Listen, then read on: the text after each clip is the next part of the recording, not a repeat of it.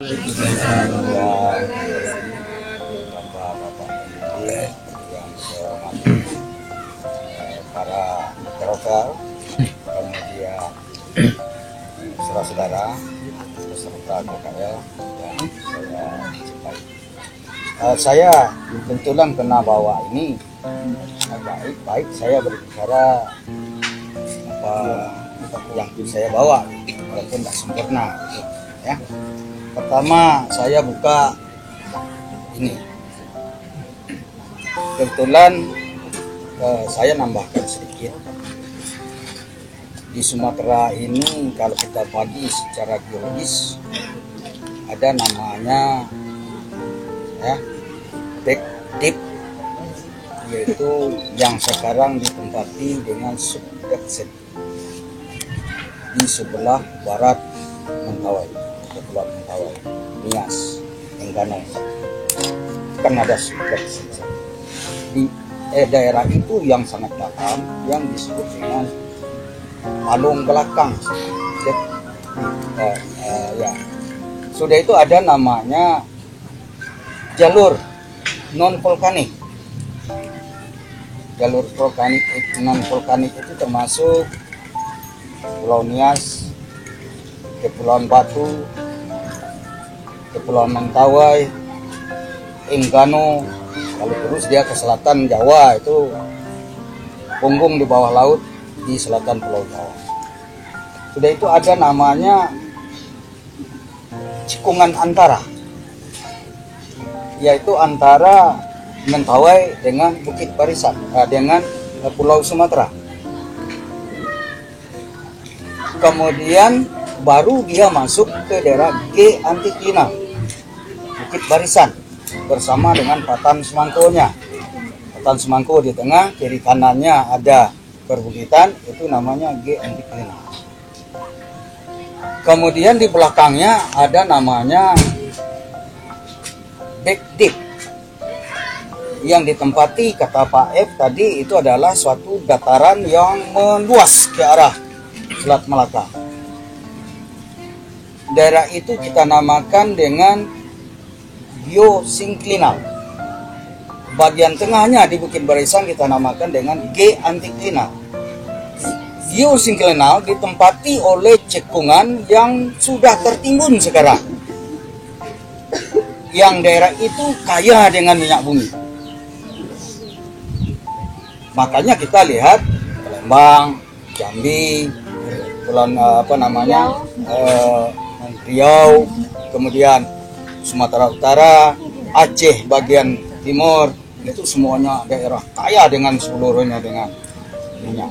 Kenapa disebut dengan geosinklinal? Apa arti geosinklinal itu? Dulu sebuah cekungan besar, kemudian tertimbun oleh endapan marin, kemudian terangkat. Sekarang dia jadi tinggi. Itu namanya geosinklinal ya Pak? Ya. Kalau G Antiklinal itu puncak dari Bukit Barisan itu. Ya, nanti cari pengertiannya. Nah, menurut sejarah seperti yang saya terangkan di belakang kemarin dan berkaitan dengan cerita Pak F tadi, ya, sejarahnya sebenarnya bahwa saudara, pada Pleogen bawah itu terjadi pengangkatan pertama di Sumatera. Pada waktu itu sudah mulai penurunan, sudah banyak seperti yang dikatakan Pak F, cekungan.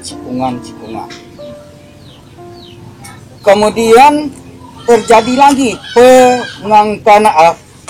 pengangkatan ini, mohon maaf, pengangkatan pertama. Sudah mulai ada gejala patahan di Bukit Barisan. Yang kedua, pada zaman Oligocene itu terjadi penurunan. Maka katanya waktu itu banyak daerah-daerah di Bukit Barisan ini di bawah permukaan air laut. Nah, ini kena tadi Pak F, dia yang bertanya tadi kenapa kapur tadi kan. Nah, jadi kalau didengar ini nanti akan ketemu. Kemudian pada zaman Miocene tengah terjadi lagi pengangkatan di Sumatera, sehingga waktu itu kita melihat bahwa daerah-daerah yang rendah tadi yang turun terangkat sekarang muncul di bukit-bukit barisan. Itu makanya kemarin saya katakan bahwa kita temui ada kapur di Sijunjung, ada daerah kapur di Bukit Tinggi, ada daerah kapur ya di Kamang Bukit Tinggi ya, di Lintau, ada daerah kapur di Indarung sana. Semuanya itu diteliti, setelah diteliti ternyata itu adalah dari perang laut. Maka dia menunjukkan bahwa ada pengangkatan pada masa lalu, dan pernah Sumatera ini lebih rendah dari yang ada sekarang. Maka yang rendah itu digenangi oleh air laut, kemudian diangkat, maka dia sampai di pegunungan, di bukit. Nah, itu dasarnya ada kapur. Kemarin kita temukan juga, dan sekarang menjadi sejarah yang sangat terkenal. Kalau belayar di Semusir, mereka harus berhenti di sana menghadapkan kapalnya ke pinggir. Apa sih ada di sana? Kita melihat kemarin, kalau kita tidak tahu daerah itu, menurut sejarah orang di sini daerah yang sangat ramah, aneh. Tapi bagi orang geografi tidak biasa. Kenapa biasa? Saya kemarin, Pak, kok ada gejala kapur, Pak? Memang, iya Pak. Di bawahnya ada lubang besar. Waktu kalau air danaunya agak mundur, sudah turun, pasangnya surut, itu nampak lubang-lubang. Lubang itu hanya dianggap ramah. Maka setiap para wisata untuk melintas ke Pulau Semusir, mereka belok ke sana, hadapkan kapalnya ke sana dulu. Bukan berhenti. Makanya kemarin saya bilang, kenapa berhenti di sini, kata Ila? Minyaknya habis lah. Minyak kapal itu habis. Bukan habis. Untuk mempertontonkan. Kalau dulu ada juru bicaranya itu, kemarin kita tidak nampaknya, sekarang udah enggak lagi. Dulu disampaikan itu, bercerita dia di sana dulu. Ceritanya di sana ada dua kapur. Di atasnya ada warna putih, itu adalah batuan kapur yang terselip di dalam batuan andesit. Ya, terus. Oleh karena itu, saudara, kita masuk ke Danau Toba. Danau Toba ini, seperti cerita Pak F tadi, dia berada di atas Bukit Barisan yang berada di sebelah timur dari patahan utama sesar Sumatera, Patahan Semangko. Nah, kalau kita lihat di dalam gambar, ya, nih, ini Danau Toba kan, ini Pulau Semusir.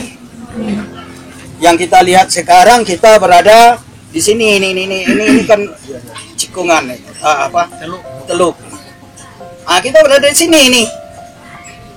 Jadi ini bukan Pulau Semusir yang di depan kita ini. Pulau Semusir belakangnya. Kalau Anda berfoto dari Danau Toba kemarin, dari Prapat di atas, ada pondok di tikungan, ada yang pemandangan kita tembus ke selatan. Nah, itu harusnya ke sana itu. Ya. Nah, ini Patahan Semangko, nih. Berarti dia tidak berada di atas Patahan Semangko, tapi dia berada di atas Bukit Barisan, berada di sebelah timur Patahan Semangko. Lalu ceritanya bagaimana? Ceritanya begini. Ini Pak Yudi hafal sekali. Bill Ross dan Price, ya, dari Universitas Teknologi Michigan, Amerika. Dia melakukan penelitian ke sini, tim. Apa hasilnya?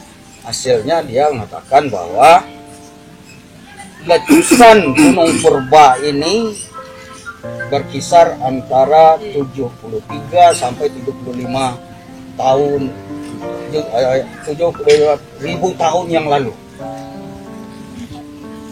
Dan ia mengatakan bahwa material yang dikeluarkannya itu kalau kemarin berapa?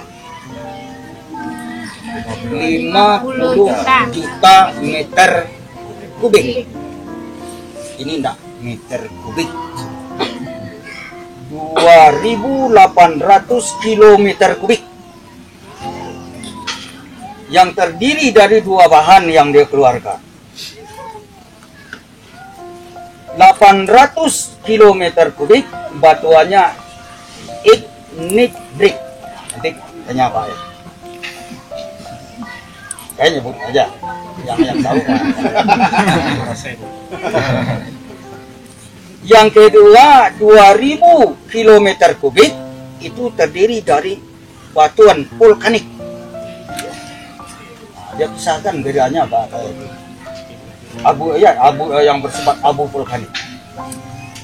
Nah, 1 minggu lamanya letusan itu. 2 minggu berembuslah angin dari timur menuju ke arah barat. Maka debu diterbangkan dengan ketinggian 10 kilometer tingginya dari permukaan laut, dan sampailah ke Eropa, termasuk India tentu lewat dia ke Afrika Selatan dan sampai ke Greenland. Saya tidak tahu ada mana Greenland, saya tidak tahu itu. Itu orang geografi tahu ya nak, saya tidak tahu itu. Nanti ya jalan dengan peta di mana letak. Begitu jauhnya, ya. Kemudian dikatakannya bukti setelah diuji DNA menurut tim penelitian ini katanya sekitar 60% jumlah populasi manusia ini mati di saat itu, dan diperkirakan sebanyak 60 juta manusia mati. Berarti sekitar 120 juta penduduk di dunia, 60 juta mati. Kemudian dia lakukan lagi pengujian, tim penelitian ini ya multi internasional namanya, itu dipimpin oleh Dr. Mitchell ya, Petralia. Itu katanya ya, dia berdasarkan ahli arkeologi di India sebelah utaranya itu ada padang spana dan stepa yang luas. Di sana ditemukan tulang belulang binatang yang banyak sekali. Kemudian dites lagi debu yang ada di atasnya, material yang ada di atasnya. Ternyata debu itu adalah debu berasal dari Gunung Toba. Maka dia mengambil kesimpulan kematian binatang di sana itu disebabkan oleh letusan Toba. Itu menurut ceritanya. Kemudian ya, bukti sejarah juga mengatakan yang sejarah sudahlah, cukup itu yang sejarah. Kemudian setelah letusan terbentuk kaldera. Tahu nggak siapa itu kaldera? Suatu kawah gunung api yang tidak ada air di dalam. Dikaitkan dengan cerita Baep tadi, sungai-sungai yang ada di sekitar Danau Toba, air hujan yang ada di sekitar Danau Toba mengalir seluruhnya ke Danau Toba, maka kaldera itu digenangkan oleh air, itulah yang Danau Toba sekarang. Kemudian dengan adanya tekanan yang kuat dari magma di bawah, ya, yang belum keluar, menyebabkan munculnya pulau Semusir gitu. Itu ceritanya. Ini tolong ya nanti kita berdiskusi. Saya tidak mau kena kalau nanti saya cerita lepas, saya takut panjang.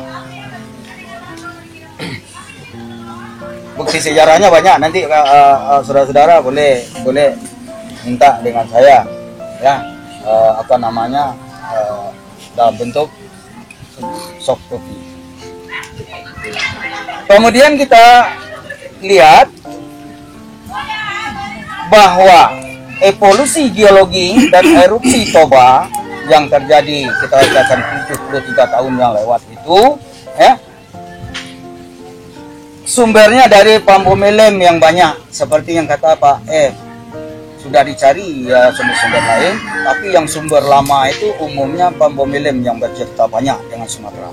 Datili itu adalah dia nampaknya lebih banyak mengulas pendapat dari pambomelem ini. Danau Toba ini merupakan puncak kulminasi geologi Sumatera Utara yang kita sebut dengan Batak Tumor. Mana yang Batak Tumor itu?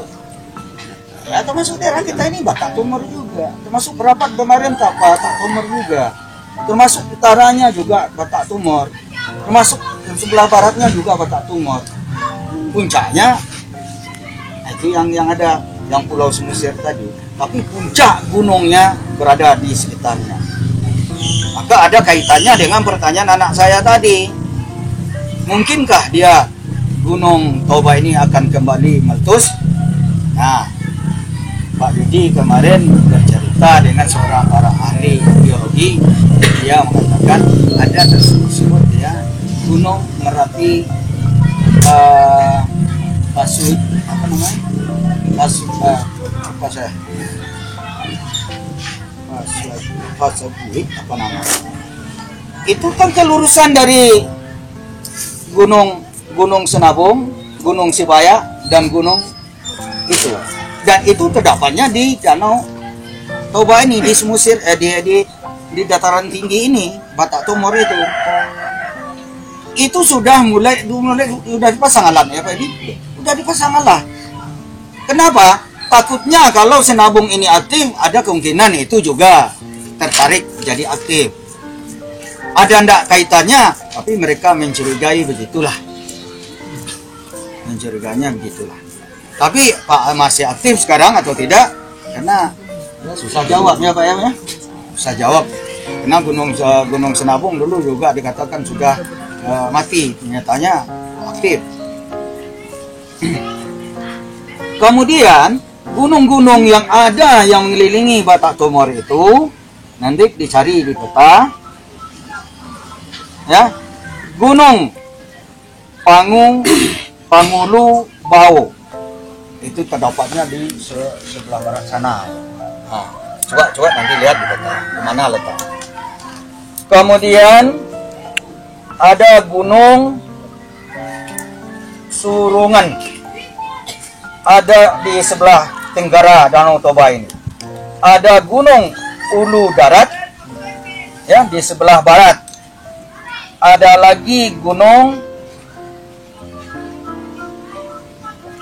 Buatan, ya, Si Buatan, itu berada di sebelah barat Danau Toba. Itu yang ada gunung-gunung di atas Batak Tumor tadi, termasuk Gunung Sinabung dan Sibaya. Kemudian di selatannya ada lagi gunung yang terkenal yang termasuk kelurusan dari gunung itu, Si Buali kemarin yang kita sebut di Ae Latung. Kemudian kita lihat bahwa usia yang lebih tua yaitu 20 juta tahun, yaitu terbentuk pada zaman Paleo dan Pratertiaya. Jadi gunung yang seperti Pak F katakan tadi umumnya terbentuknya di taman apa? kuarter. Tapi yang gunung yang tertua itu katanya itu umurnya. Kemudian sesar Sumatera memotong bagian barat Pomor Batak itulah yang kita sebut dengan sesar Sumatera utama. Jadi dia tidak lewat di atas Danau Toba.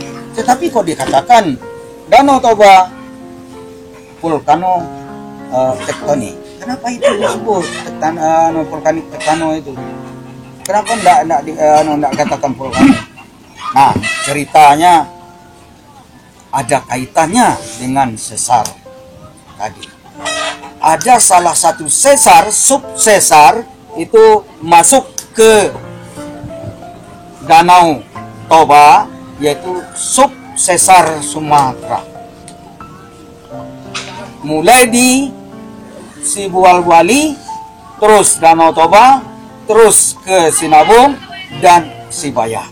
Itu merupakan subpatahan, diperkirakan subpatahan. Maka dalam peta geologi itu namanya garisnya putus-putus. Mbak lihat itu tidak garis lurus, tapi dia garis terpotong-potong. Itu menunjukkan dia adalah subpatahan yang diperkirakan. Kemudian evolusi Danau Toba ini menurut Pambomelem tahun 49 ya, katanya sekitar 13 juta tahun yang lalu kala Miocen tengah, ketika dimulai pengangkatan dan pegunungan barisan, proses tektonik terjadi. Pengangkatan ini terus berlangsung pada sekitar 2 juta tahun yang lalu, yaitu pada zaman Pleistosen, ya, Pleistosen. Nah, itu yang tadi, yang pengangkatannya itu tadi.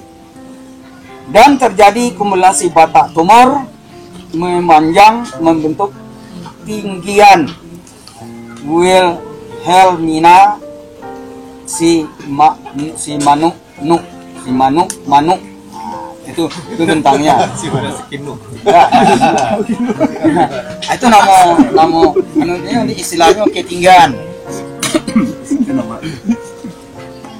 Kemudian proses tektonik dalam banyak hal disertai dengan proses magmatis atau vulkanik akibat turutnya magma bergerak oleh deformasi kerak bumi. Jadi ada kaitannya kenaikan magma itu dibantu oleh sesar. Jadi bukan vulkanik saja, tapi ada sesar. Itu makanya dinamakan tektano-vulkanik. Ya, ada dasarnya. Kecuali kalau vulkanik saja, makanya tidak disebut tektano. Tapi kalau bergabung dua itu, maka namanya tektano-vulkanik. Magma yang mau naik ini dibantu oleh deformasi atau sesar yang ada itu tadi. Pada saat pengangkatan Pomor Batak terjadi, pergerakan magma menyebabkan intrusi dan ekstrusi magma. Intrusi di dalam, makanya kita temui banyak batuan dak beku dalam, yaitu dalam jenis batolit, lakolit, sil, dan sebagainya. Ya Pak, nah, itu kan. Nanti ada kaitannya letusannya yang ditanyakan oleh Pak Yudi malam, Pak Yudi.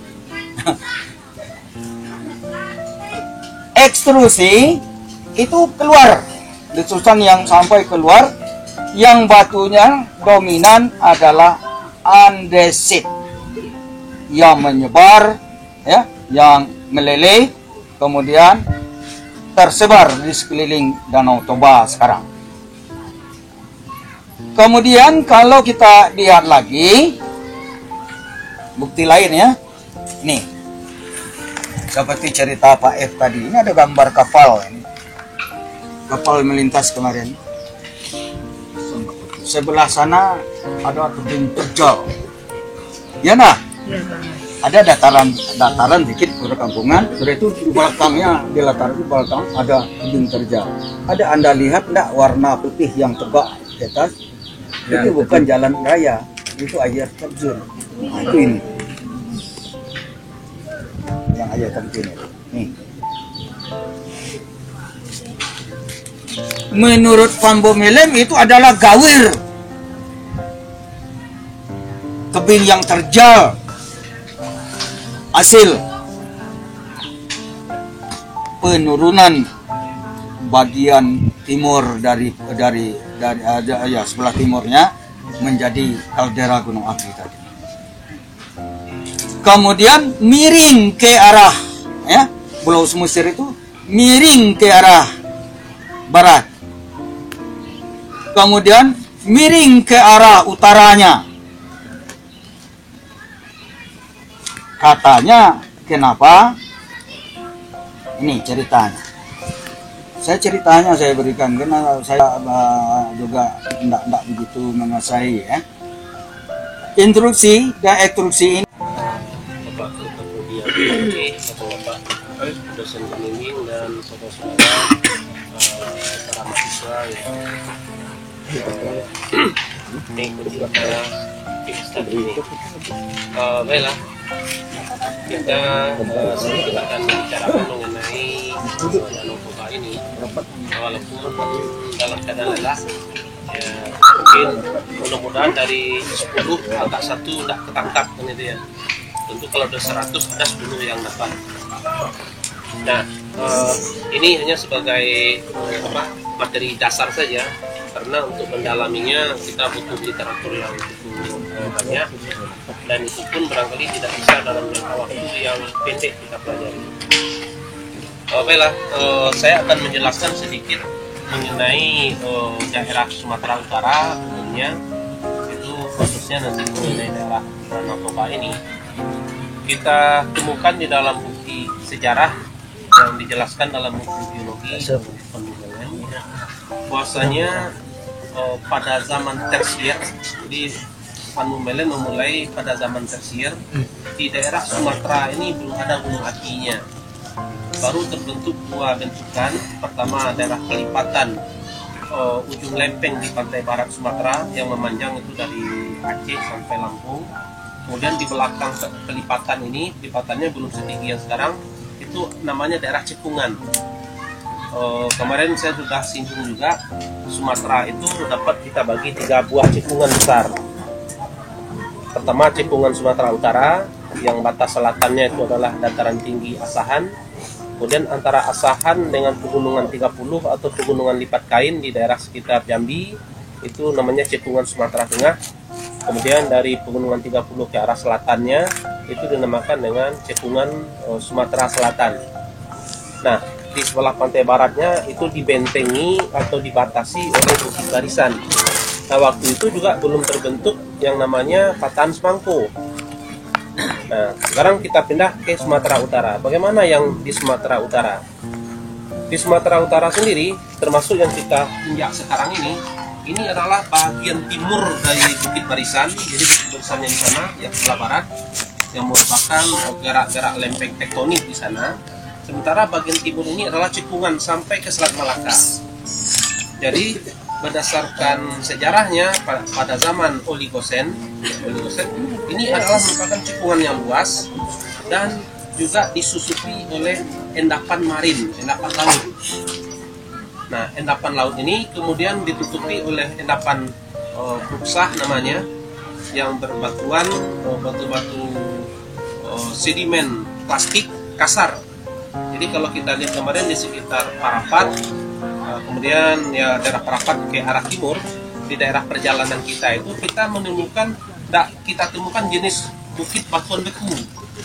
Kita temukan tanah kemudian batu berbutir-butir mulai dari halus sampai kasar. Nah, itu adalah sedimen bruksah namanya. Kemudian setelah sedimen bruksah ini ditutupilah oleh sedimen formasi Parapat.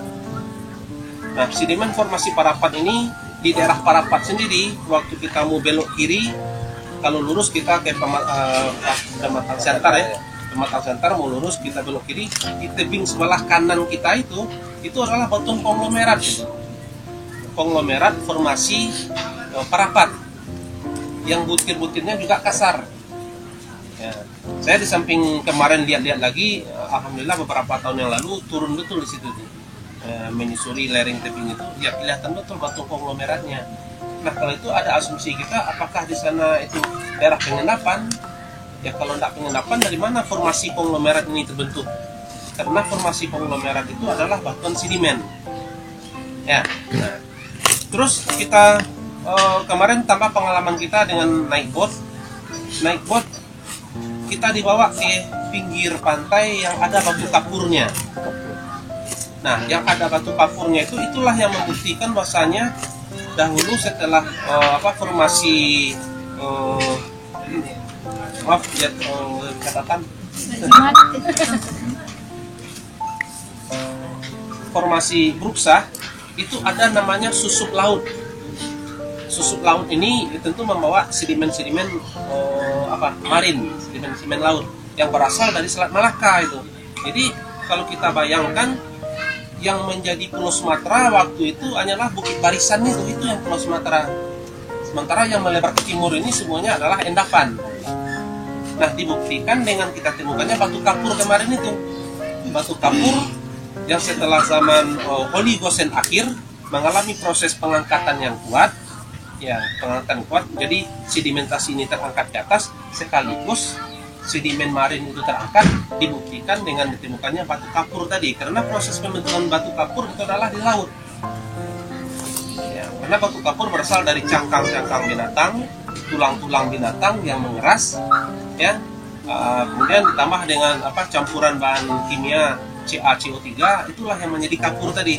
Jadi suatu hal yang tidak mungkin bukit kapur kita temukan di tengah-tengah daratan kalau dahulunya tidak pernah ada laut di situ.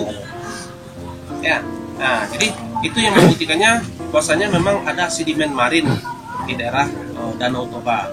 Kalau kita perhatikan ke arah timur, bukitnya itu makin lama makin landai itu, landai-landai akhirnya datar dia. Maka sampailah dia ke Dumai, nanti sampai di pantai timur Sumatera. Nah makin ke barat, makin bergelombang dan makin rumit. Kemudian di balik Danau Toba kita ini, di balik Danau Toba kira-kira 15 km Pak ya, tidak salah. Di sanalah kita temukan sesar utama itu, Great Fault Zone Sumatera itu.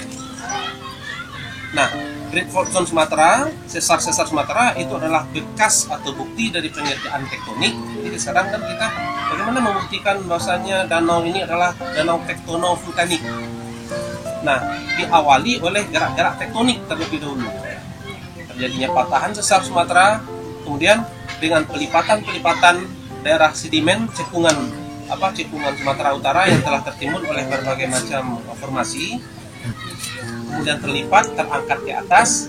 Nah, baru setelah itu di akhir zaman Miosen, ya, zaman Miosen terjadilah pengangkatan yang cepat dan dengan gerakan-gerakan yang besar itu terbentuknya gunung-gunung api di Pulau Sumatera.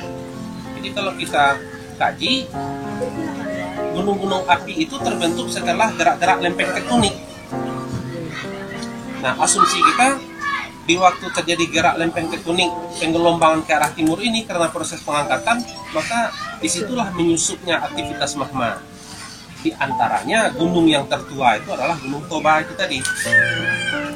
Gunung yang tertua Gunung Toba. Sementara gunung-gunung yang lain kalau kita lihat Gunung Merapi, Singgalang, gunung yang kita lihat kemarin Gunung Sinabung itu berumurkan kuarter, ya, bukan Miosen umurnya. Karena Sinabung itu batunya QAS, kuarter andesit Sinabung. Itu lihat di peta geologi. Gunung Merapi, Gunung Talamau yang kita di Sumatera Barat semuanya diawali dengan Ki. Ki itu artinya kuarter, umur. Kemudian diiringi dengan jenis batuan dan tempat. Contohnya QAST, kuarter andesit Singgalang Tandike. Di singkatannya QAST, A andesit, S Singgalang, T Tandike. Nah, Sinabung itu QAS, kuarter andesit Sinabung. Nah, sementara untuk Gunung Toba itu diawali oleh MAT yang salah. Ya, M Miosen, andesit, T-nya biasanya nama daerah itu T belakang Toba, sorry. IAT, kuarter andesit Toba. Bukan kuarter, Miosen andesit Toba. Jadi maka dikelompokkanlah Gunung Toba itu adalah sebagai gunung purba. Purbanya kenapa? Karena dia paling tua daripada gunung-gunung api yang ada di Pulau Sumatera saat ini. Berikutnya, dengan terjadinya pelipatan-pelipatan dan letusan Gunung Toba, pelipatan yang ke arah timur itu menjadi dinding. Jadi dinding dari Danau Toba yang sekarang. Kemudian masa badan Danau Toba yang meletus kabarnya sampai ke daerah dataran Eropa itu, di tengah-tengahnya terbentuk kaldera dan adanya amblasan dari batang dari tubuh Toba itu sendiri, itulah yang membuat cekungan berikutnya setelah cekungan Sumatera Utara yang terangkat dari. Nah, inilah yang digenangi oleh air. Dan tadi malam sempat juga saya mencari-cari di internet, rupanya yang menggenangi Danau Toba ini dengan air itu adalah berasal dari Sungai Asahan sendiri. Jadi Sungai Asahan yang terbendung karena adanya cekungan, air danaunya makin lama makin naik, menjadilah dia sebuah danau. Berikutnya lagi, setelah letusan ini terjadi, danau sudah terbentuk, Toba kembali memperlihatkan aktivitasnya. Munculnya kembali anak Toba di tengah-tengah. Ya, muncul anak Toba di tengah-tengah yang memanjang sepanjang Danau Toba. Nah, inilah yang menjadi Pulau Samosir sekarang. Jadi kalau Pulau Samosir kemarin kita nampak juram-juram yang terjal, itu bukan batu sedimen lagi. Sudah batuan andesit, bahan penyusun dari Gunung Toba itu sendiri. Jadi beda sekali itu struktur batuannya antara Samosir dengan sepanjang pantai, sepanjang lereng yang kita lalui sekarang ini, termasuk yang kita injak sekarang ini. Makanya kita lihat sawahnya membentang luas, ya, kemudian tebing-tebingnya banyak batu-batunya yang mudah longsor, banyak tanahnya karena berasal dari sedimentasi tadi. Nah, kita cuma tidak sempat melihat ke pantai barat. Kalau kita lihat ke pantai barat, mungkin bisa kita membuktikan batu-batuan keras yang berada di bagian barat tadi. Ya, buktinya terjadinya patahan. Kalau patah itu berarti batunya keras, bejal. Tapi kalau terlipat, berarti batunya elastis. Makanya ke pantai timur terjadi lipatan-lipatan, ke arah barat terjadi patahan-patahan. Nah, kira-kira begitu kejadian dari Danau Toba dengan Gunung Tobanya.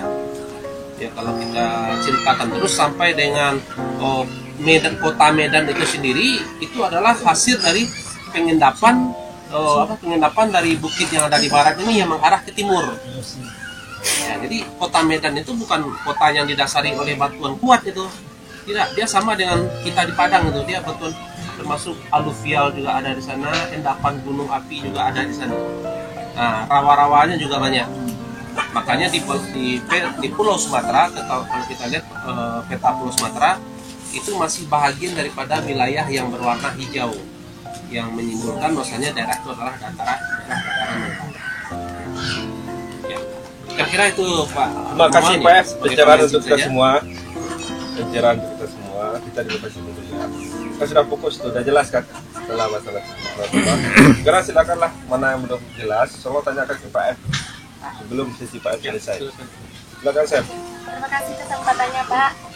Tadi tertarik dengan penjelasan Bapak yang mengatakan adanya ditemukan batuan kapur di dataran Sumatera bagian timur. Nah, katanya tadi Toba, pulau asli dari Sumatera itu kan Toba. Patahan apa tadi? Nah, sebenarnya endapan tempat di Sumatera Utara ini yang khususnya bagian timur itu endapan dari fluvial yang turun dari Toba, letusan Toba itu sendiri atau marin gitu Pak. Nah, itu yang pertama. Terus yang kedua, Toba, seperti kita ketahui Toba ini kan letusnya yang super dahsyat ya Pak ya. Sampai 6 tahun lamanya bumi ini gelap gitu. Nah, apakah letusan Toba ini membentuk mayoritas dari morfologi Sumatera? Nah, kemudian yang selanjutnya, apakah berkemungkinan berkemungkinan Pulau Samosir yang merupakan anak dari Toba itu berkemungkinan tidak terjadi letusan lagi Pak? Mengingat yang magma itu kan cair yang bisa menyebar gitu Pak. Apakah berkemungkinan untuk terjadi letusan lagi gitu? Terima kasih. Pertanyaan sangat bagus Pak ya. Iya. Pertanyaan sangat bagus. Nanti kalau tidak tuntas sama saya nanti kita kembali.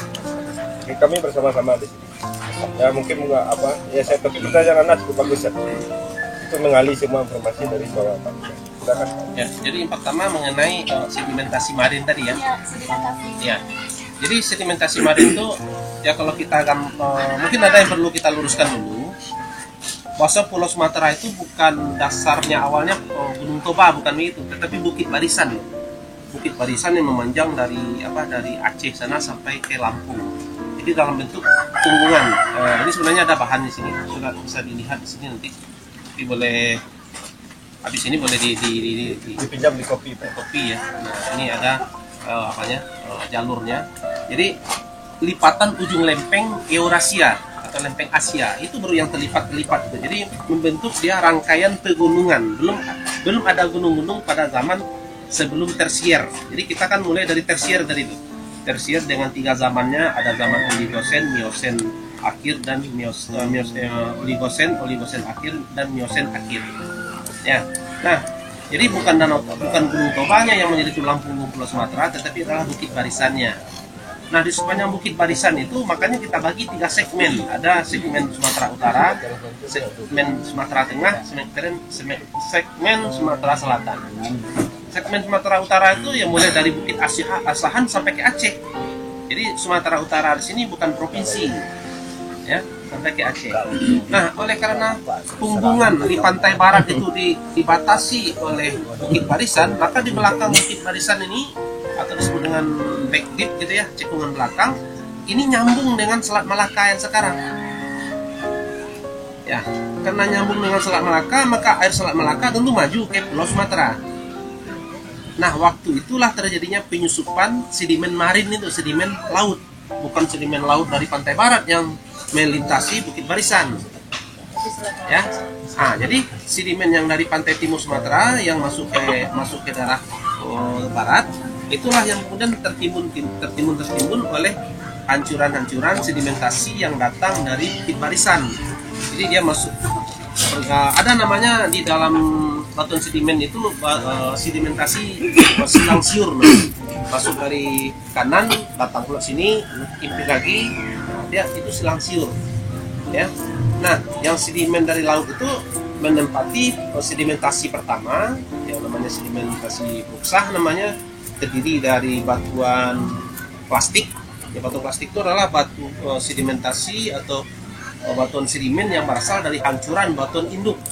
Itu yang hancur, itu yang jadi sedimen lagi. Tapi tidak membentuk batuan, dia membentuk apa namanya, lapisan yang dinamakan dengan formasi. Nah, masuknya sedimentasi laut yang sedimen marin tadi itu menutupi di atasnya, kemudian tertimbun lagi oleh sedimen lainnya yang namanya formasi Parapat, formasi Bampo, formasi Bruksa, formasi Belumai. Jadi itulah saya sebut semuanya tadi. Kenapa? Karena ya, menjelaskannya terpaksa kita bikinkan gambarnya gitu ya. Nah, jadi berlapis-lapis atas bawah model jari ini barangkali. Lapisan pertama masuk pula, menusuk di sini, masuk pula sini lagi, masuk lagi, itu yang silang siur dia. Kemudian sedimentasi ini, daerah cekungan ini sudah mulai datar, terjadilah peristiwa tektonik yang mengakibatkan cekungan ini menjadi terlipat-lipat ya. Di baratnya terjadi patahan, di timurnya terlipat-lipat karena struktur batuannya elastis, batuannya sedimen. Itu yang terlipat-lipat, sementara yang di barat itu keras, patah dia. Ya. Itu yang pertama, yang kedua apa tadi itu? Ya, Toba itu kan super jenis letusannya kemarin kan tekton vulkanik. Iya. Yang letusan itu super dahsyat yang mengakibatkan 6 tahun kalau nggak salah lamanya bumi ini gelap gitu kan. Nah, berarti kan emang letusan itu yang maha dahsyat berarti letusannya itu kan Pak. Nah, apakah letusan Toba itu pembentuk utama morfologi dari Pulau Sumatera itu sendiri? Jadi begini. Kalau pembentuk utama dari morfologi Pulau Sumatera mungkin tidak, karena kalau Pulau Sumatera kan lebih panjang ya sampai ke selatan, masuk juga kalau kita di Padang, di Jambi gitu ya.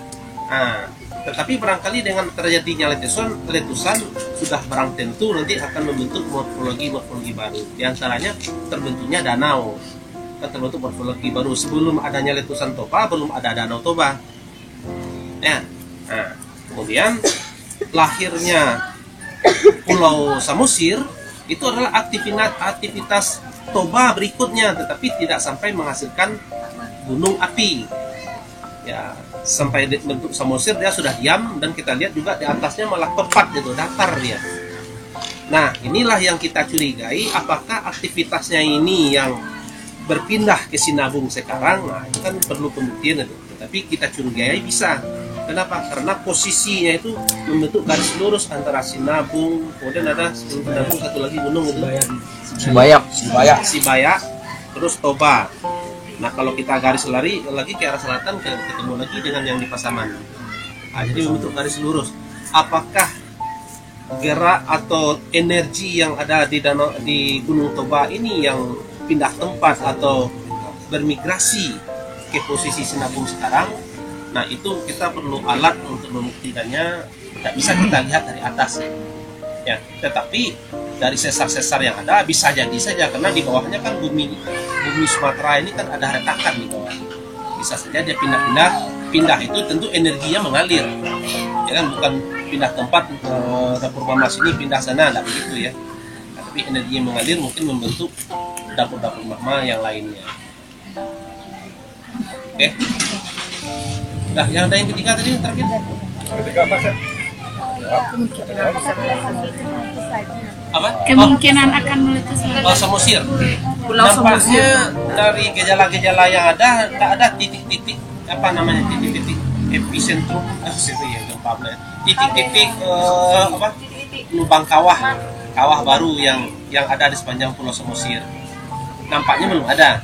Tak tahulah, seperti Sinabung sekarang itu meletusnya bukan pada lubang kawah asalnya, dia meletus pada tempat yang baru. Maka bertambah ilmu kita satu, ada pula namanya sumber dapur magma, itu yang namanya dapur magma apa kemarin? Bukan dapur magma, sorry, lubang kawah. Lidah. Kubah. Lidah. Enggak, lidah itu adalah bahan letus yang keluar. Mana anggota saya suruh catat kemarin itu? Dila kan ada sakit di sini tuh. Kenapa sakit? Di sini Kan ada sinder. Yang panas itu di sini saja. Semua yang panas ini. Di dalam. Aduh aja. Sini ya. Duduk aja di sini, apa? Panas. Panas. Hibrid. Ya. Hybrid. Ah ya, jadi itu titik letusan hibrid namanya. Nah, kita tahu hanya ada di titik utama, kemudian ada 4 bundar. Nah, ya. Sekarang yang selatan. Ya, yang selatan dan di tempat yang baru. Nah, bagaimana dengan Samosir? Dengan gejala dan kondisi yang kita lihat sekarang, nampaknya tidak ada aktivitas magmanya. Mudah-mudahan tidak saja lah. Kalau ada berarti musibah lagi. Ya. Oke, sekian Pak.